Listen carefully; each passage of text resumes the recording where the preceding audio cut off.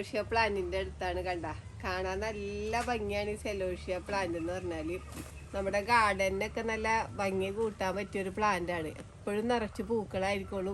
പണ്ട് നമ്മുടെ നാട്ടിൽ കോഴിപ്പൂ എന്നൊക്കെ പറയൂല, അത് തന്നെയാണ് ഇപ്പൊ ഹൈബ്രിഡ് എനോയിറ്റി സെലോഷ്യ എന്നുള്ള പേരില് വന്നേക്കണ. കണ്ട, ഇതിന്റെ പൂക്കൾ കണ്ടില്ലേ, ഇതേപോലെ നല്ല കൊല കുത്തിയാണ് പൂക്കൾ ഉണ്ടാവണ. കണ്ട, പിന്നെ ഇതിന് ചീരയോട് സാദൃശ്യമുള്ള ചെടിയാണ് കേട്ടോ. ഇലയൊക്കെ ചീരയുടെ ഇല പോലെയൊക്കെയാണ് ഇരിക്കണത്. സെലോഷ്യ പ്ലാന്റ് എന്ന് പറഞ്ഞാല് കുറേ കളറ് സെലോഷ്യ പ്ലാന്റുകൾ ഉണ്ട്. ഇവിടെ ഇപ്പോൾ ഉള്ളതെന്ന് വെച്ച് കഴിഞ്ഞാല് റെഡും യെല്ലോ ആണ് ഉള്ളത്. നമ്മുടെ ഗാർഡനിൻ്റെ അരികിലൊക്കെ വെച്ച് പിടിപ്പിച്ചാൽ നല്ല ഭംഗിയായിരിക്കുള്ളൂ. ഇത് നമ്മുടെ മുറ്റത്ത് വിരിഞ്ഞ് നിൽക്കണ കാണാനായിട്ട്.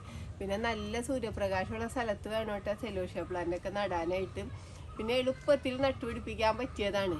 കാരണം ഇതിൻ്റെ വിത്തുണ്ട്.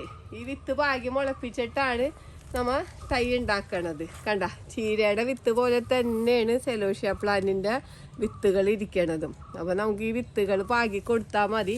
നമ്മൾ ചീര വിത്ത് പാകണ പോലെ തന്നെ നമ്മൾ ഉറുമ്പ് കൊണ്ടുപോകാണ്ടിരിക്കാനായിട്ട് റവ എന്തെങ്കിലും മിക്സ് ചെയ്തിട്ട് വേണം നമുക്ക് നട്ട് കൊടുക്കാനായിട്ട്. എല്ലാ വിത്തും തന്നെ മുളക്കും. യാതൊരു പരിചരണവും വേണ്ടാത്ത ഒരു ചെടിയാണ് സെലോഷ്യ പ്ലാന്റ്. വലിയ കീടങ്ങളുടെ ആക്രമണങ്ങളൊന്നുമില്ല. ഇപ്പം നമ്മൾ നഴ്സറികളിലൊക്കെ ഹൈബ്രിഡ് ഇനങ്ങളുണ്ട്, ചെറിയതിലേ തന്നെ ഫ്ലവർ ചെയ്ത് നിൽക്കണത്. അപ്പം അതൊക്കെ എന്ന് പറഞ്ഞു കഴിഞ്ഞാൽ വലിയ പൊക്കം വെച്ച് പോകൂല. പിന്നെ നമുക്ക് ഇപ്പം ഈ സെലോഷ്യ പ്ലാന്റിൻ്റെ ഇതേപോലെ നേരത്ത് തന്നെ പൂക്കളും ഉണ്ട് കേട്ടോ, ചെറിയ പൂക്കൾ. അപ്പം നമ്മൾ ഇവിടെ വെച്ച് കട്ട് ചെയ്ത് കൊടുത്തു കഴിഞ്ഞാൽ ഇത് വേറെ ശാഖകൾ വന്നിട്ട് ഇതേപോലെ നല്ല ഫ്ലവറായിട്ട് നിൽക്കും. അപ്പം ഇതധികം പൊക്കത്തിൽ വളരില്ല. പണ്ട് കാലത്ത് നമ്മുടെ വീട്ടിലുണ്ടാവുന്ന കോഴിപ്പൂ എന്ന് പറഞ്ഞു കഴിഞ്ഞാൽ വളരെ ഉയരത്തിൽ പോണതാണ്. അതേപോലെ ഇത്ര ഭംഗി ഉണ്ടാവില്ല പൂക്കൾക്ക്. പക്ഷെ ഇപ്പോഴത്തെ സെലോഷ്യ പ്ലാന്റിനൊക്കെ കണ്ട നല്ല ഭംഗിയാണ്, കാണാൻ നല്ല ഭംഗിയാണ്. അപ്പം ഇത് പല കളറ് നമ്മുടെ ഗാർഡനിൽ വെച്ച് പിടിപ്പിക്കുകയാണെങ്കിൽ ഗാർഡനിൽ നല്ലൊരു ഭംഗിയായിരിക്കും. നമ്മുടെ വീട്ടുമുറ്റത്തൊക്കെ വെച്ച് പിടിപ്പിക്കാൻ പറ്റിയതാണ്. നമുക്ക് ചെടിച്ചട്ടിയിൽ വെക്കാം, അതേപോലെ താഴെയൊക്കെ നട്ടു കൊടുക്കുക. ഞാനിതിപ്പോൾ ഗ്രോ ബാഗിലാണ് നട്ടേക്കണ. കണ്ട, ഗ്രോ ബാഗിൽ നട്ട പ്ലാന്റാണ്. അപ്പോൾ നമുക്ക് ഇനിയിപ്പോൾ ഇതിൻ്റെ വിത്ത് വീണിട്ടൊക്കെ നന്നായിട്ട് മുളക്കോട്ടാ. വിത്ത് ഇഷ്ടം പോലെ വിത്താണ് ഓരോ ചെടിമേലുള്ളത്. അപ്പോൾ നമുക്ക് ഇതിൻ്റെ കമ്പ് മുറിച്ച് നട്ടിട്ടും നമുക്ക് തൈകൾ ഉണ്ടാക്കാം കേട്ടോ. കമ്പ് മുറിച്ച് നട്ടാലും ഈ ചെടി പിടിക്കും. വിത്ത് തന്നെ വേണമെന്നില്ല, വിത്ത് നട്ടാലും എളുപ്പത്തിൽ പിടിക്കണത് തന്നെയാണ്.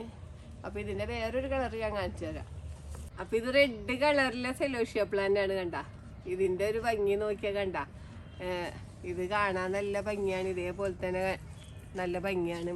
അപ്പോൾ നമ്മൾ ഇപ്പം ഈ സെലോഷ്യ പ്ലാന്റ് വളർന്ന് വരുമ്പോൾ നമ്മൾ കളർ തിരിച്ചറിയണം എങ്ങനെയാണെന്ന് വെച്ചാൽ കണ്ട, റെഡിൻ്റെ റെഡ് തണ്ടുകളൊക്കെ ആയിരിക്കുള്ളൂ. കണ്ട, അതേപോലെ തന്നെ മഞ്ഞ കളറിന് കണ്ട, മഞ്ഞ തണ്ടുകളായിരിക്കുള്ളൂ. ഇതിപ്പം നമ്മൾ നട്ടതൊന്നല്ല കേട്ടാ. പിന്നെ വിത്ത് വീണ് കിടന്നിട്ട് ഗ്രോ ബാഗിൻ്റെ അരികിൽ കണ്ട തനിയെ പിടിച്ചു വന്നേക്കണേണ്. ഇതേപോലെയാണ് ഈ ചെടി പിടിച്ചു വന്നത്. കണ്ട, അപ്പം നമുക്ക് യാതൊരു പരിചരണം കൊടുത്തില്ലെങ്കിലും ഇത് നന്നായിട്ട് വളർന്ന് പൂവുണ്ടാവണേണ്. കണ്ട, ഇതിൻ്റെ പൂക്കളൊന്ന് നോക്കി, പൂക്കളുടെ ഭംഗി കണ്ടില്ലേ, നല്ല ഭംഗിയാണ് കാണാനായിട്ട്. കണ്ട, നല്ല കൊല കുത്തിയുള്ള പൂക്കളാണ്.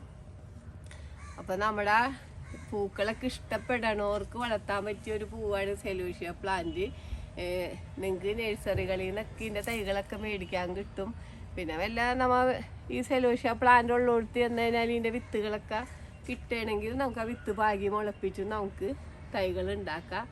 അപ്പം എല്ലാവരും നല്ല ഭംഗിയുള്ള ഈ ചെടി നിങ്ങളുടെ പൂന്തോട്ടത്തിലൊക്കെ നട്ട് വളർത്തണം.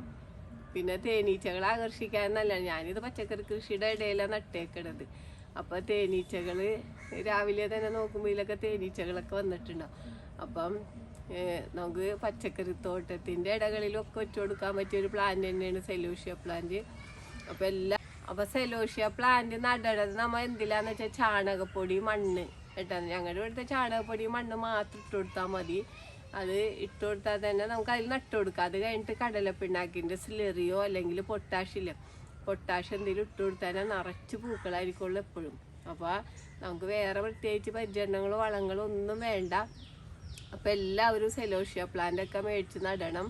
ഈ വീഡിയോ പറ്റി എന്തെങ്കിലും അഭിപ്രായങ്ങളോ സംശയങ്ങളോ ഉണ്ടെങ്കിൽ വീഡിയോക്ക് താഴെ കമൻറ്റ് ചെയ്യുക. വീഡിയോ ഇഷ്ടപ്പെട്ടാൽ ലൈക്ക് ചെയ്യുക, വീഡിയോ ഇഷ്ടപ്പെട്ടാൽ ഷെയർ ചെയ്യുക.